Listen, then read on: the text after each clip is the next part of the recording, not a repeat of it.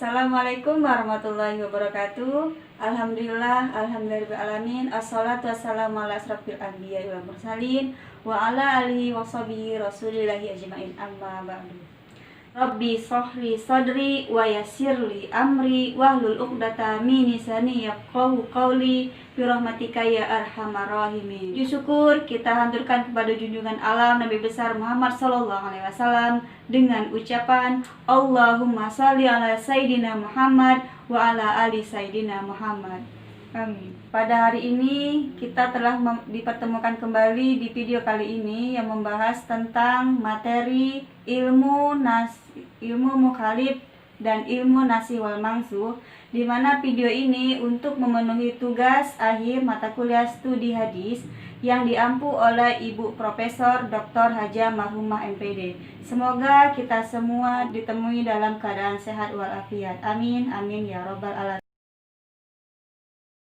Saya akan memperkenalkan diri, nama saya Renawati, kelas A1, jurusan Pendidikan Anak Usia Dini, program Pasca Sarjana Fakultas Ilmu Tarbiyah dan Keguruan UIN Sunan Kalijaga, Yogyakarta. Baiklah teman-teman semua dan ibu dosen yang saya hormati, pertama saya akan menjelaskan tentang ilmu mukhalif. Nah, ilmu mukhalif ini memiliki pengertian, yaitu hadis yang sampai ke kita namun satu sama lain bertentangan atau kontradiktif, yang sanadnya berstatus sama-sama sahih, minimal hasan dan bukan yang dhaif atau maudhu. Nah, dari pengertian ilmu mukhalif ini dapat diketahui bahwa objek kajian ilmu ini diambil dari hadis-hadis makbul yang tampak bertentangan atau ta'arud. Dua contoh hadis yang bertentangan. Contoh yang pertama menjelaskan bahwa air tidak dinajiskan oleh satupun. Sedangkan contoh yang kedua bahwasanya bila air telah mencapai 2 kula maka tidak akan membawa najis. Nah, dari contoh tersebut terdapat dalam beberapa kitab, antara lain seperti yang dijelaskan oleh Imam Syafi'i dan imam-imamnya lainnya. Ada 5 kitab yang membahas tentang ilmu mukhalif. Yang pertama itu yaitu kitab terdapat dalam kitab Ikhlafu al-Hadis, dan yang kedua Mukhtalif al-Hadis, dan yang ketiga Muskil al-Aksar, sedangkan yang keempat Muskil al-Hadis wa Bayanu, dan yang terakhir atau yang kelima dari kitab Al-Tabqiq fi Abadis al-Khilaf. Oke, selanjutnya kita masuk penjelasan tentang metode. Nah, dari ilmu mukhalif ini ada beberapa metode yang menjelaskannya, bahwasanya di dalam memahami ilmu mukhalif ada 4 metode. Yang pertama yaitu metode al-jam'u. Apa itu al-jam'u? Al-jam'u adalah mengkompromikan atau satu sama-sama diamalkan sesuai dengan konteksnya. Metode yang kedua yaitu al-tajrih. Al-tajrih adalah meneliti dan menemukan petunjuk hadis yang memiliki argumen yang lebih kuat. Sedangkan metode yang ketiga yaitu metode al-nasih wa al-mansuh. Nah, metode ini yaitu memperhitungkan mana yang terakhir. Sedangkan metode yang keempat yaitu metode al-tauqif, yaitu penanggulangan sampai ada petunjuk lain yang dapat menjernihkan pertentangan.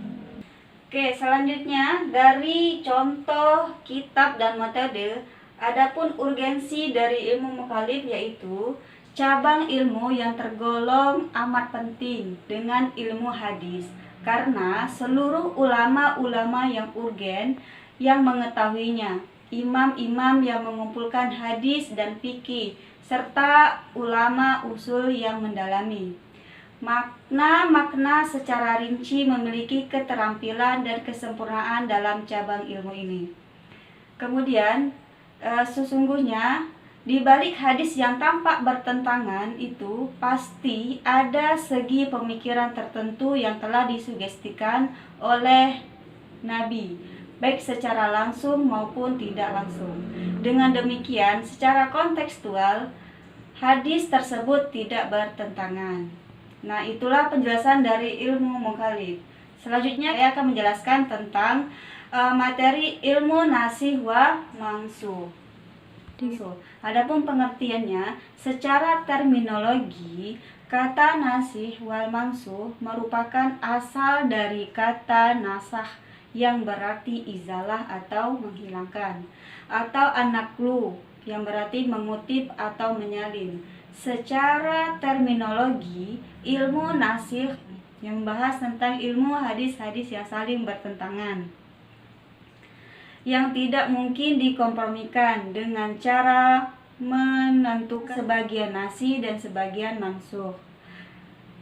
Nah, hadis yang nasikh mansukh kebanyakan adalah hadis-hadis yang makbul, yang berkaitan dengan hukum syariat yang saling bertentangan, yang tidak mungkin bisa dikompromikan. Dalam hal ini, Al-Hamizi mengatakan cabang ilmu ini merupakan kesempurnaan ijtihad.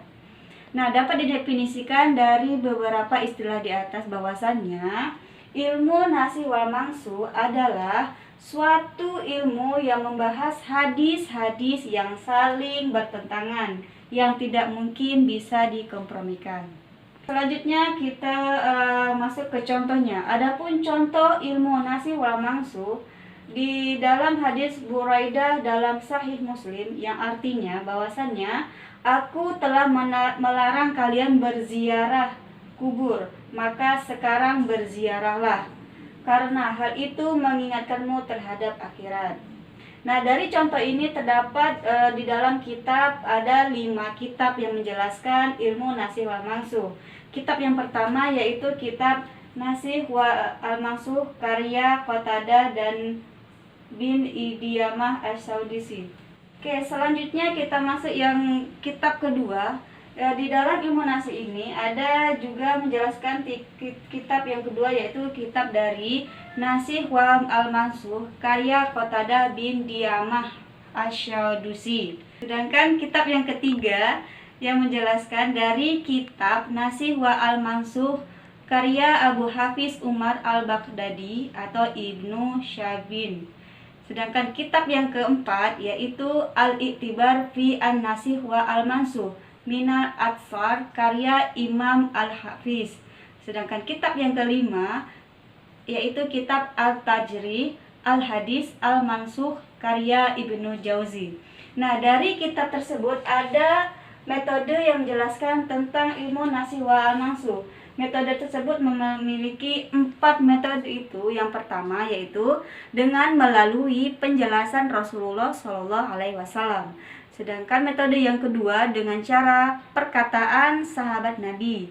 Yang ketiga metode pengetahuan sejarah. Dan yang keempat dengan metode petunjuk. Urgensi dari ilmu nasikh wa al-mansukh.